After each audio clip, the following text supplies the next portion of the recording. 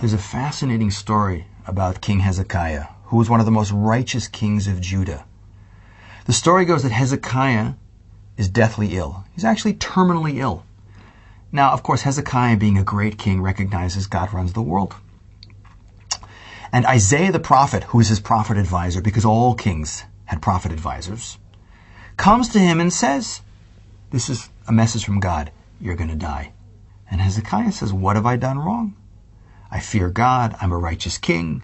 The level of Torah study in Jerusalem and Israel at the time was the highest level ever achieved. And Isaiah says, but you made one big mistake. You never got married. We know it's a positive commandment in Judaism to get married and have children. And for Hezekiah, the king of the Jewish people, not to fulfill a positive commandment was a big chil Hashem. It was a lessening of God's name in the world. And remember, on his level of responsibility, little mistakes, big consequences. And Hezekiah answers Isaiah. He goes, no, you have to understand why I didn't do this. Because I found out, people had access, prophecy, other information, that the kid who would come from me would be evil. And rather than have an evil child who would do damage to the Jewish people, I chose not to have kids. And then out of Isaiah's mouth comes a very powerful lesson. He says, it's not for you, knowing the future, to make decisions in the present. If you have a commandment to have children, you should have children. So Hezekiah he hears it, and he says to Isaiah, okay, I hear the point.